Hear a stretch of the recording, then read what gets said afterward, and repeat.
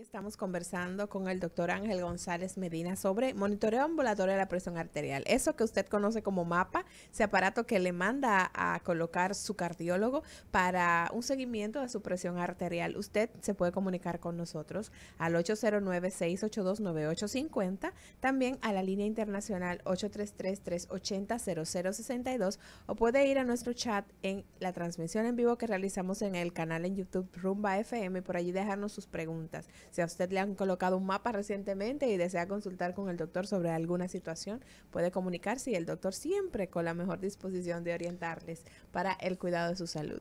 Hay un aspecto muy importante. Tú sabes que hay dos guías, que son las guías norteamericanas y las guías europeas para el diagnóstico de la hipertensión arterial. Hay diferencias. Había un consenso, pero ese consenso se rompió hace unos años, en 2013. Entonces los norteamericanos tienen cifras más bajas para establecer el diagnóstico de la presión arterial. Los europeos un poquito más altas, en base a evidencias de que yo pienso que hay que tomar de las dos.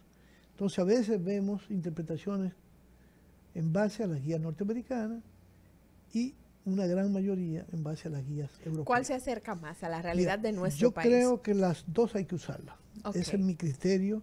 Me gusta más la europea en la clasificación, porque la clasificación lleva una evaluación de riesgo y de eso depende el manejo y el pronóstico del paciente.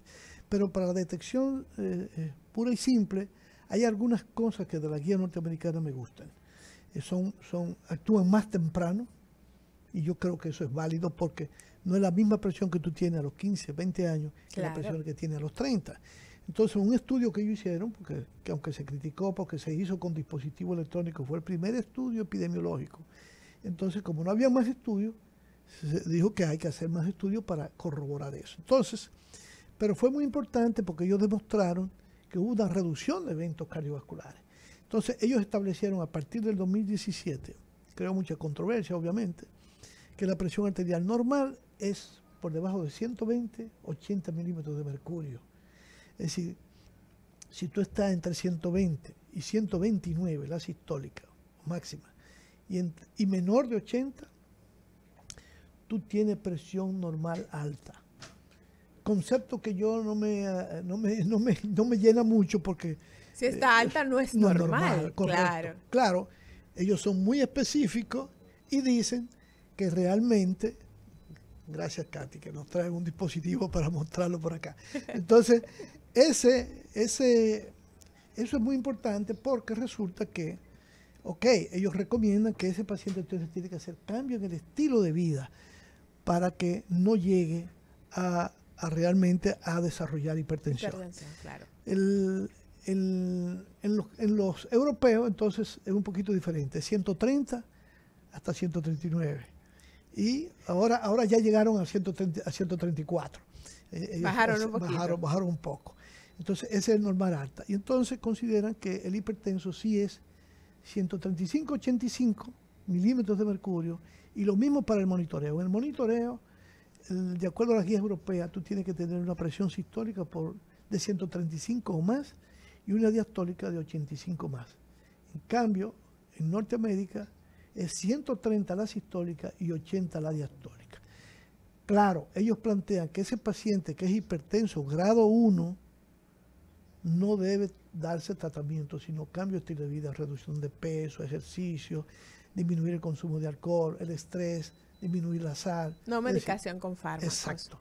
Pero hay un problema porque todos los pacientes que tienen presión arterial por encima de 140 a 90, ellos plantean que ese paciente ya no hay más clasificación, todo el mundo es igual. Entonces los europeos ahí son diferentes porque en Europa, y a mí me gusta más esa clasificación, la dividen en 3 grados como lo tenían también antes los norteamericanos, y es que si tú tienes una presión entre 159, o sea, mejor dicho, entre 140 y 159, esa sería como el grado 1 de los europeos, y 90 a 99. En cambio, los norteamericanos en el grado 1 lo que tienen es 80 a 89. Los europeos, entonces el grado 2 es 160 hasta 179 y mayor de 100 o de 100 a 109. Y todo el que tenga más de 180 y más de 110 es grado 3. El norteamericano, para los norteamericanos, todo el que tenga 140 o 90 es grado 2 y ya no hay más clasificación. Entonces, eso es un poquito... Supongo que se manejan distinto, atendiendo a qué tan elevada está esa presión arterial. Qué tan elevada y qué tanto riesgo está el paciente, tenga el paciente, porque de eso va a depender el buen cuidado y la prevención de daño por la hipertensión arterial. Pero yo creo que se pueden tomar de las dos, y yo creo que cuando se interprete un mapa, se le debe decir claro al médico que se le está mandando el reporte y al paciente, mira, en base a estos datos, el paciente clasifica para un grado de hipertensión, grado 1 o grado 2 de la clasificación norteamericana, y del grado 2 o grado 3 o del grado 1 de la europea. Eso es importante porque quizás no todos los médicos que van a ver un reporte de un mapa tienen tanto conocimiento para poder establecer estas diferencias y hacer los ajustes. De tal manera que los norteamericanos de noche, la presión normal por la noche tiene que ser menos de 115, 65. Los europeos menos de 120, 70. Ahí ya la diferencia no es tan grande. No es tan grande, claro. Y yo creo que el 120, 70 es como un poquito más adecuado. Pasa. Sí, pasa. Vamos a escuchar qué dice la gente. Buenos días, Cátedra Médica. Buenos días. No, aló, buenos días. Yo lo que quería era preguntar sobre los cursos que tienen la fundación de Roque Leonel. Ok, muchísimas gracias por su llamada. Hoy estamos hablando en Cátedra Médica sobre el mapa, este aparatito que le coloca a usted, le manda a colocar su cardiólogo para darle seguimiento a su presión arterial y poder tener esos valores que usted maneja durante el día. Doctor, usted decía, si el 40% de los valores de las mediciones salen alteradas, entonces se considera que ese paciente es hipertenso. ¿Se realiza algún otro tipo de estudio para confirmar esto o con ese monitoreo suficiente? Con ese monitoreo, si está bien hecho y se le hacen las preguntas al paciente para aclarar cómo pasó él todo el día y la noche, yo creo que ya con eso es suficiente. Aquí tenemos un dispositivo, este es un dispositivo digital, manual. Ismael, para que por favor... Que no es el que se coloca a los pacientes, es un poco parecido, pero este se usa para tomar la presión en la oficina o en la casa. Y entonces es muy útil porque nos da un valor que lo que tenemos que verificar en 3 mediciones, con 2 minutos o mínimo 1 minuto de diferencia, y entonces poder tener el dato para llamar al médico y decirle lo que está pasando y recibir las orientaciones necesarias. El paciente que es hipertenso y tiene este aparato en casa, ¿debe medir su presión todos los días o solo cuando se siente mal o tiene...? No, se considera que si él está controlado, debe hacerlo ocasionalmente. Okay. O sobre todo, ya no solamente ocasionalmente, si tiene dolor de cabeza, que aunque no es un síntoma necesariamente de presión alta, si el paciente no se siente bien, tomarse su presión y ver qué está pasando. Y poder comunicar al médico antes de tener que ir a la oficina y poder quizás resolver la situación si es algo importante. Vamos a escuchar a la gente, doctor. Buenos días, Cátedra Médica. Ay, escúcheme, soy yo otra vez. ¿Cómo me podría yo informar sobre el curso de inglés por la vía de la fundación? Es que yo estoy por informarme.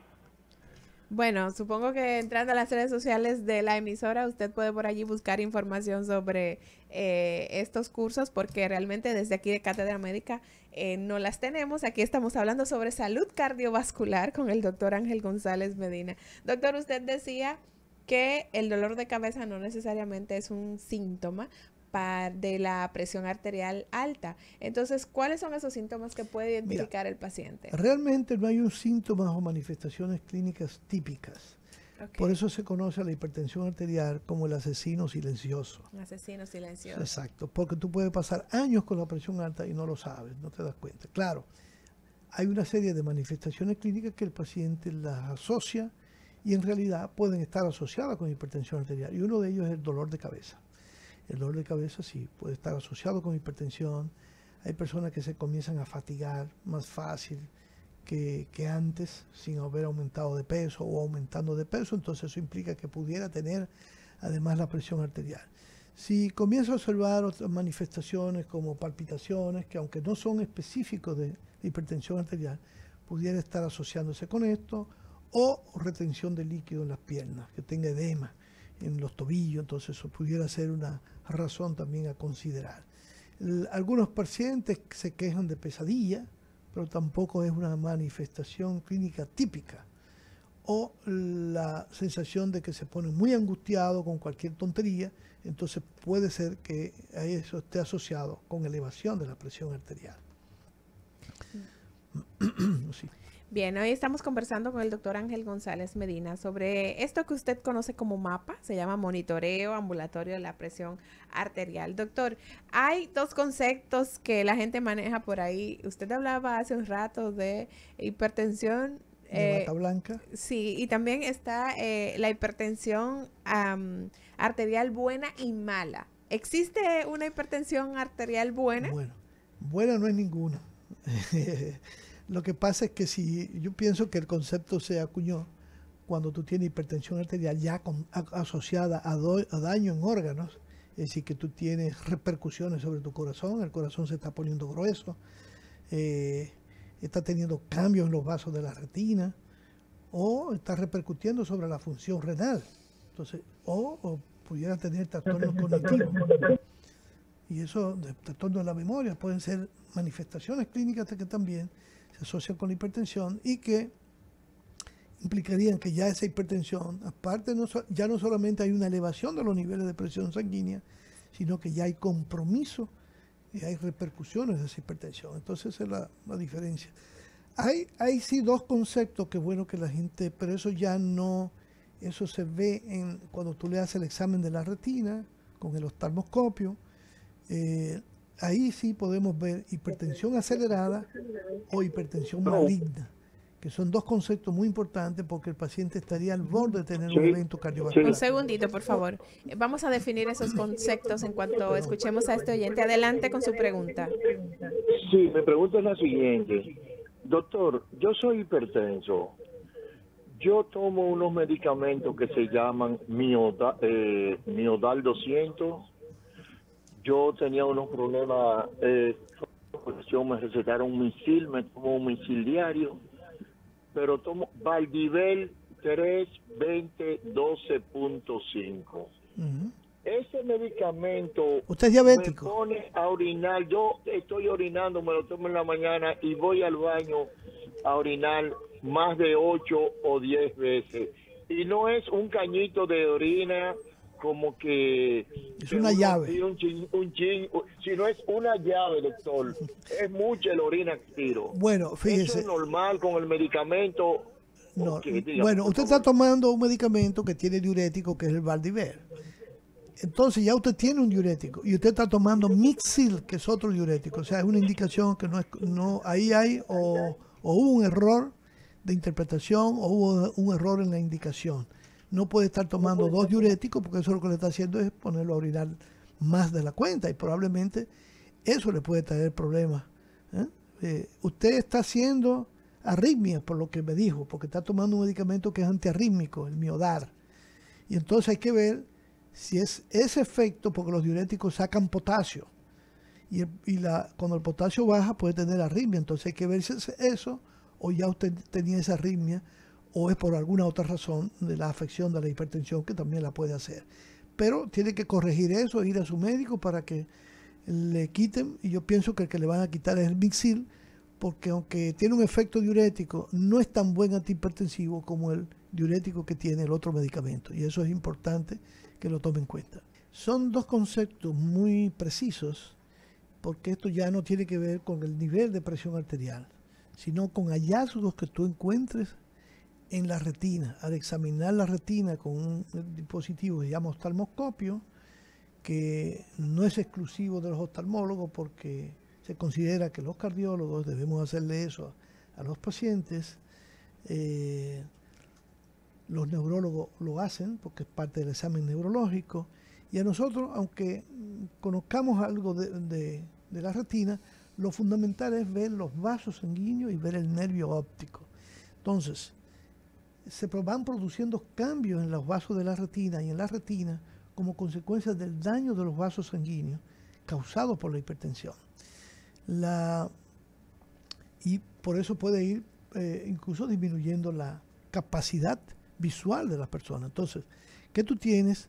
Que realmente tú tienes que ver a estos pacientes, porque desde que tú detectas problemas ya tú sabes que no es una hipertensión cualquiera.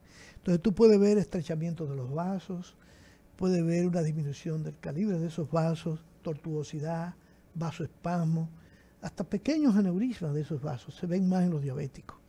Y es muy interesante porque eso te dice a ti cuál es el pronóstico de ese paciente. Claro. Entonces, si encuentra, hay lo que se llaman unos exudados, unas manchas amarillitas o de color blanco, dependiendo del color, está si son más viejos, si son menos viejos, o qué grado de isquemia puede haber ya en la retina, si de falta de oxígeno, o de suplir el flujo a ese órgano. Cuando los vasos se cruzan, las arterias y las venas ya se cruzan, como cruzan las calles. Pero en este caso, tú ves que la arteria cuando pasa sobre la vena, le quita un pedazo, o le quita la parte en dos, y la vena se ve como si estuviera partida y termina como en punta de lápiz. Entonces, eso ya te dice que es un grado avanzado de hipertensión. No importa que el paciente esté controlado. Tú tienes que buscar qué va a hacer con ese paciente. Qué medicamentos debiera usar para un mejor manejo. Número 1. Número 2, si aparecen hemorragias, entonces se trata de hipertensión acelerada. Se ven manchas de sangre. Y eso indica que si en las próximas horas, 2 o 3 días, tú no logras controlar esa presión arterial, evoluciona hacia hipertensión maligna. Y una hipertensión maligna ya está a punto de tener un evento cardiovascular. Pero lo peor de todo eso, lo que define la hipertensión maligna no es la hemorragia, es el edema, o sea, se borran los bordes de la papila óptica, que es donde termina el nervio óptico, y cuando tú ves que esos bordes se borran, hay edema de papila, o sea, hay hinchazón, hay inflamación. Y lo más importante de todo eso es que esos cambios vasculares que estamos viendo en la retina están ocurriendo en el cerebro, en los demás órganos, en el riñón. Y que si tú tienes, oye, si es tan preciso, que si tú tienes un fondo de ojo normal, anormal, con una función normal del riñón, tú puedes decir que ese paciente tiene una hipertensión secundaria debida a una condición que se llama feocromocitoma. Fíjate la importancia que eso tiene, porque puede ser una afectación más exclusiva a nivel de la retina. Y eso tiene una importancia capital, porque eso no quiere decir que no haya afectación, pero todavía a nivel renal no lo hay. Por eso usted debe estar pendiente, ir con su doctor y darse seguimiento. El doctor Ángel González Medina tiene consulta privada en el Centro de Medicina Avanzada Dr. Abel González. Por allí pueden hacer sus citas al 809-541-0455. Doctor, a través de nuestro canal en YouTube nos escriben varios oyentes. Está Santos Montaz, quien pide que se repitan los teléfonos de cabina aquí. 809-682-9850 es el contacto nacional para usted poder hablar con nosotros, y 833-380-0062 la línea internacional. También nos escribe Ariel Sepúlveda. Él pregunta: ¿para qué sirven las siguientes moléculas o medicamentos y cuáles son sus efectos secundarios? Él menciona carbedilol, cloados, cardesaltán y amlodipina. Ajá. Mira, el carbedilol es lo que se llama un beta bloqueador. Beta bloqueador porque bloquea los receptores beta adrenérgicos de las terminaciones nerviosas que tienen que ver con la liberación de la adrenalina, noradrenalina.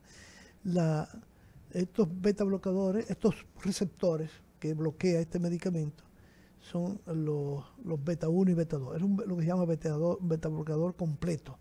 Están los selectivos que solamente bloquean los receptores beta 1 que están en el corazón. Entonces, obviamente de eso depende hasta los efectos secundarios. El carbedilol es uno de los beta bloqueadores más modernos. Se utiliza para la insuficiencia cardíaca, el manejo de la insuficiencia cardíaca, siempre y cuando el paciente no tenga edema. Es un buen medicamento para esto. Es un antihipertensivo que pudiera provocar como efecto secundario. Bueno, se considera que como un beta bloqueador completo, los pacientes que son asmáticos no lo deben tomar porque hay receptores beta 2 en los bronquios y entonces puede producir broncoespasmo o evitar que el paciente se mejore. Eso en primer lugar.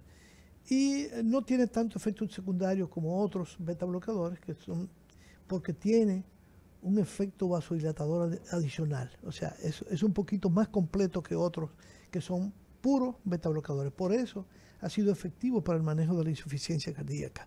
El CLOA2 es clonidina. La clonidina es un medicamento que actúa a nivel central, a nivel cerebral. Es un antihipertensivo y lo usamos más para pacientes que tienen hipertensión ya de un nivel más importante, de difícil control. Lo usamos más en pacientes que ya tienen compromiso renal o que se hace difícil el control de la hipertensión. Hay que tener mucho cuidado con la clonidina. La clonidina puede tener efectos secundarios como sensación de sueño,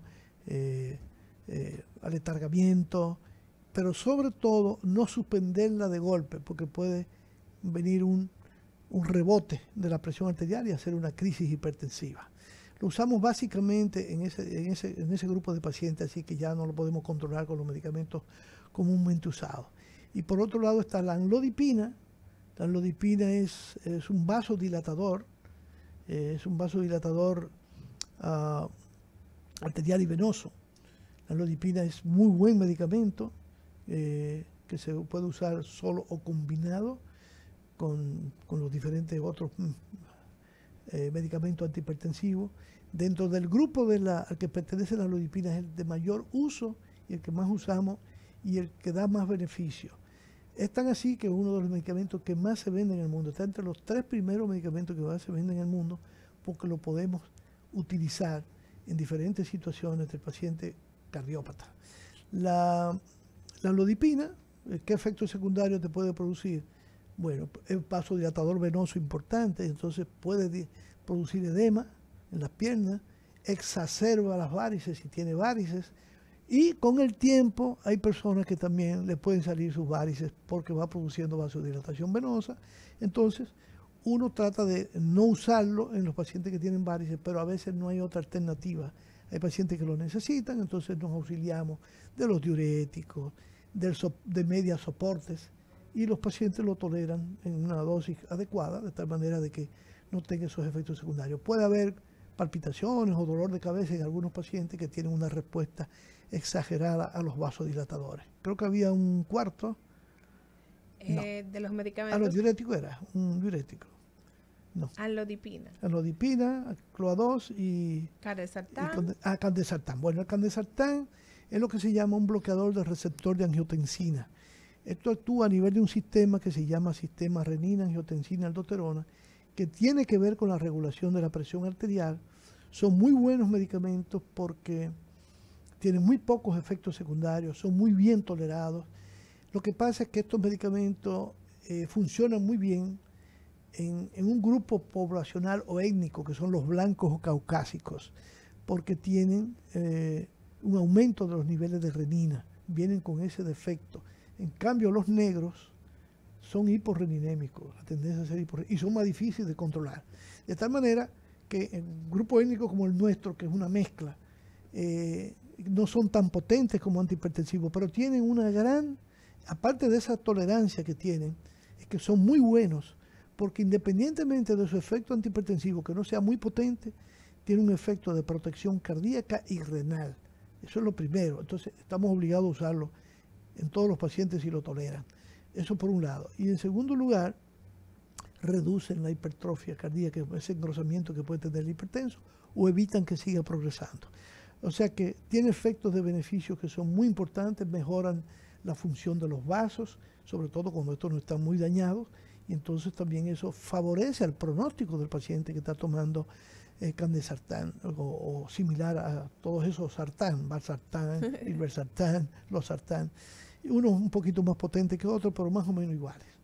Bien, doctor, ya llegando a los últimos minutos del programa del día de hoy, hemos estado conversando con el doctor Ángel González Medina sobre el monitoreo ambulatorio de presión arterial, eso que usted conoce como mapa, que le manda su cardiólogo para poder evaluar qué tanto varía su varían sus niveles de presión arterial durante el día. ¿Qué medidas debe tomar el paciente para que cuando el aparato le va a tomar la presión, esa toma quede registrada correctamente? Debe dejar de hacer sus actividades cotidianas, debe dejar de tomar su medicación de hipertensión. Vamos a orientar a la gente sobre qué hacer y qué no hacer. No, su medicación tiene que seguirla tal como es, porque entonces si no, puede subirle la presión, entonces ya todo no va a estar controlado, va a crear una especie de desfase ahí que no sabemos entonces vamos a quitar un medicamento que le está funcionando. Claro.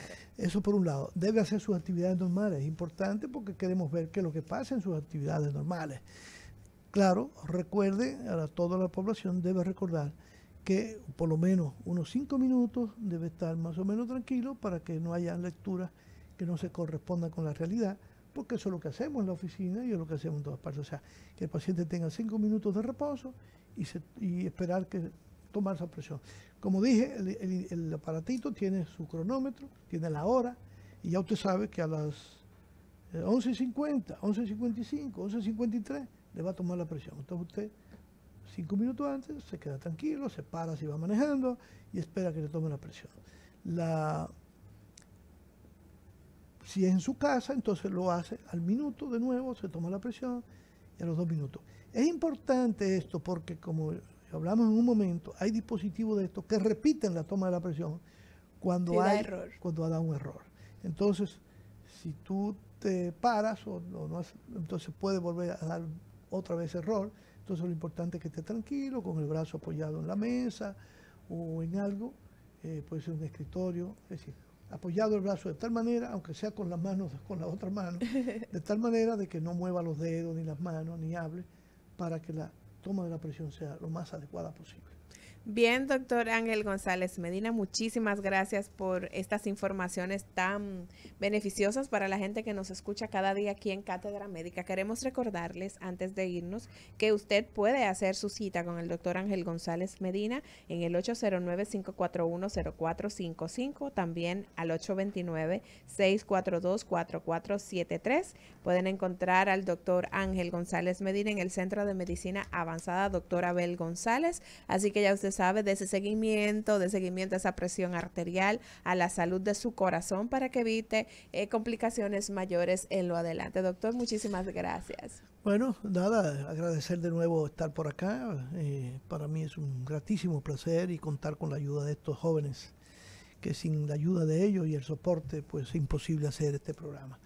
Isidro e Ismael, que son la gente que nos dan soporte cada día a ustedes y a mí los miércoles. Así es. Que ya son parte de la fraternidad. A usted lo esperan aquí, doctor, lo esperan cada miércoles. De la fraternidad Gomar.